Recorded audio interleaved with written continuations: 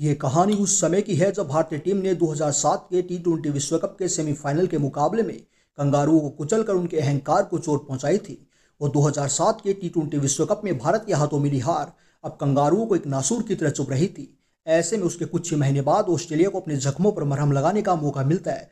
यानी कंगारुओं को भारत के खिलाफ एक बार फिर 7 मुकाबलों की वनडे सीरीज खेलने का मौका मिलता है। और कंगारू ने 7 मुकाबलों की सीरीज के पहले 3 मुकाबलों में से 2 मुकाबलों में फतेह हासिल करके इस सीरीज में 2-0 से आगे हो गई थी। और अब बारी थी सीरीज के चौथे मुकाबले की।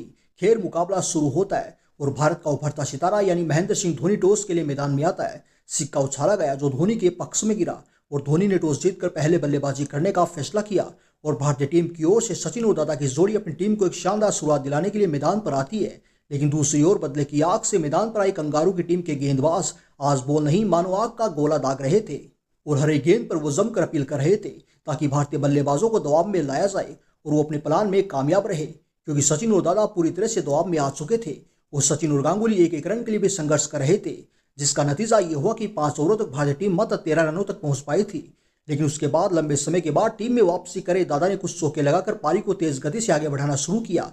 दादा शानदार ले में दिखाई दे रहे थे, लेकिन आज किस्मत दादा के साथ नहीं थी और पारी के 20 ओवर में जेम्स होप्स की गेंद पर गिलक्रिस्ट को कैच थमाकर 59 गेंदों पर 41 रनों की पारी खेलकर दादा आउट हो गए।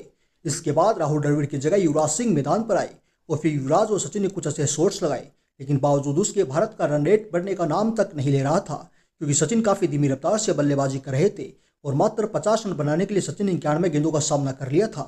इसीलिए सचिन के 50 पर कोई भी जश्न देखने को नहीं मिला। अब भारतीय टीम के ऊपर काफी दबाव आ चुका था और इसी दबाव को हटाने के लिए युवराज ने बल्ला घुमाना शुरू किया और जैसे तैसे करके युवराज ने 33 ओवर की समाप्ति तक भारतीय टीम के स्कोर को 150 रनों के पार पहुंचा दिया था। उसके बाद तो मानो युवराज सिंह के ऊपर रनों का भूत सवार हो गया था और युवराज सिंह अपने बल्ले से जमकर कोहरा मचा रहे थे और हर एक बॉल को चौकों में तब्दील कर रहे थे। लेकिन ऑस्ट्रेलिया को यह बात मंजूर नहीं थी और पारी के 36 ओवर में युवराज सिंह की इस तूफानी पारी का अंत कर दिया गया। युवराज ने एक जरूर शानदार पारी खेली थी, लेकिन आज युवराज अपनी पारी को उस अंजाम तक नहीं पहुंचा पाए जिसकी भारतीय टीम को सख्त दरकार थी।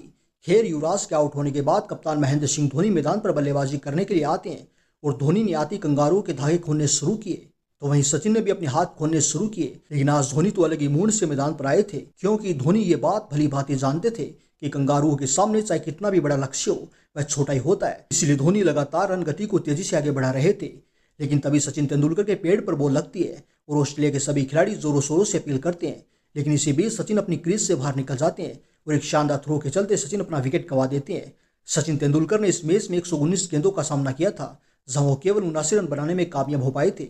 सचिन के आउट होने के बाद राहुल द्रविड़ धोनी का साथ देने के लिए मैदान पर आते हैं और द्रविड़ ने अपनी पारी का आगाज शानदार 2 चौकों के साथ किया, लेकिन वो अपनी पारी को आगे बढ़ा पाते उससे पहले ब्रोकन के घातक यॉर्कर के शिकार हो गए और यहां से भारतीय टीम का स्कोर 86 ओवरों में 240 रनों के पार पहुंच जाता है।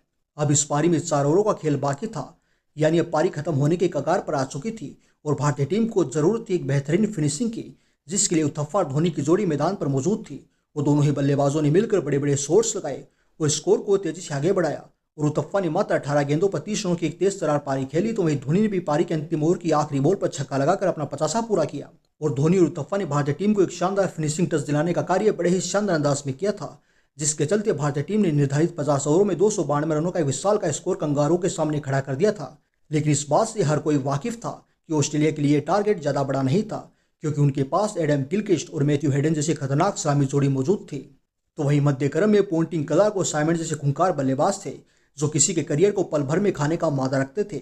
अब ऑस्ट्रेलिया की ओर से एडम गिलक्रिस्ट और मैथ्यू हेडन की खूंखार सलामी जोड़ी मैदान पर आई और पारी की शुरुआत में कंगारू ने यह बताना शुरू कर दिया कि क्यों उन्हें दुनिया की सबसे खतरनाक टीम कहा जाता है और वो लगातार बड़े बड़े शॉट्स लगाए जा रहे थे। और अब आलम यह था, जहां भारत का स्कोर शुरुआती 5 ओवरों में मात्र 13 रन था, तो वहीं कंगारू ने 5 ओवरों में 37 रन जड़ दिए थे। लेकिन छठे ओवर की पहली गेंद पर आरपी सिंह ने गिलक्रिस्ट नामक बला को जहीर खान के हाथों कैच करा दिया। अब कप्तानी की पोंटिंग मैदान पर आए। इसके बाद तो हेडन और पोंटिंग ने मैदान पर ऐसा समा बांधा कि देखने वालों के होश उड़ गए, क्योंकि उसी आरपी सिंह को 10 ओवर में इन दोनों बल्लेबाजों ने 16 रन ठोक दिए थे और अपनी टीम के स्कोर को 75 रनों के पार पहुंचा दिया।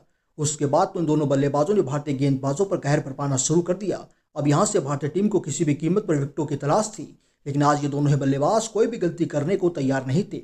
लेकिन पारी के 19 ओवर में इरफान पठान कंगारू के लिए काल बनकर सामने आए। वो शानदार बल्लेबाजी करे पोंटिंग को स्टंपिंग करके पेविलियन का रास्ता दिखा दिया। हालांकि काफी हद तक ये विकेट धोनी का था, क्योंकि तेज गेंदबाजी के सामने स्टंपिंग करना कितना चैलेंज भरा होता है इसका अंदाजा आप बखूबी लगा सकते हैं। उसके 2 ओवरों के बाद 22वें ओवर में हरभजन सिंह ने अपनी ही गेंद पर शानदार कैच पकड़कर क्लार्क को भी रवाना कर दिया। उसके बाद मैदान पर एंड्रू साइमंड नामक एक और बला दस्तक देती है, जो कि ऑस्ट्रेलिया की टीम के सबसे खूंखार बल्लेबाज माने जाते थे और जिनके गुस्से के आगे दुनिया का कोई भी खिलाड़ी कांप जाता था। साइमंड आते भारतीय गेंदबाजों पर टूट पड़े। उधर मैथ्यू हेडन भी एक शानदार पारी को बुने जा रहे थे और एक वक्त पर ऑस्ट्रेलिया को 98 गेंदों पर सिर्फ 102 रनों की दरकार होती है और अभी भी 7 विकेट कंगारू के हाथों में होते हैं। यानी अब कंगारू पूरी तरह से विजय रथ पर सवार थे। लेकिन मुरली कार्तिक ने तभी हेडन को बाउंड्री पर कैच आउट करवाकर भारत की मैच में वापसी करा दी। मैथ्यू हेडन ने 92 रनों की एक बेहद ही शानदार पारी को अंजाम दिया था, लेकिन वो अपनी टीम को जीत नहीं दिला सके। लेकिन अभी भी भारतीय टीम के लिए खतरा टला नहीं था, क्योंकि साइमंड जैसा खूंखार बल्लेबाज अभी भी क्रीज पर मौजूद था और साइमंड लगातार चौके छक्के लगाकर इसका आभास भी करवा रहे थे। और अब ऑस्ट्रेलिया को जीत के लिए 40 गेंदों पर मात्र 47 रनों की जरूरत होती है। यहाँ तक ऑस्ट्रेलिया अपनी जीत पक्की समझ रहा था, लेकिन अब तो मैच का असली रोमांच आना बाकी था, क्योंकि भज्जी की एक वाइड बॉल पर धोनी ने तेज स्टंपिंग करके ब्रेड हुक को पवेलियन का रास्ता दिखा दिया और उसके तुरंत बाद आरपी सिंह की एक तेज तरार बॉल का जवाब साइमंड के पास नहीं था। उसके बाद तो भारतीय खिलाड़ियों का जश्न इस बात की गवाही दे रहा था कि ये मैच पूरी तरह से भारत की मुट्ठी में आ चुका है। उसके बाद अगले ही बॉल पर आरपी सिंह ने होक को रन आउट कर इस मैच को पूरी तरह से भारत की तरफ झुका दिया। लेकिन ये कंगारू की टीम थी, इतनी आसानी से हार कबूल करने वालों में से नहीं थी। अब मैच आखिरी ओवर तक जाता है, जिसमें ऑस्ट्रेलिया को 16 रनों की जरूरत होती है और जहीर की पहली गेंद पर जेम्स होप ने चौका ठोककर पूरे भारतीय अवाम की सांसों को रोक दिया। लेकिन फिर उसके बाद जहीर खान ने शानदार पलटवार किया और आखिर की 5 गेंदों पर जहीर खान ने मात्र 3 रन खर्च किए थे और भारतीय टीम इस मुकाबले को 8 विकेटों से फतेह कर लिया। और ये धोनी की वनडे में बतौर कप्तान पहली जीत थी और धोनी ने उस दिन कंगारू को यह बता दिया कि अब हम किसी भी टीम को धूल चटाने का मादा रखते हैं, फिर चाहे वो कंगारू ही क्यों ना हो।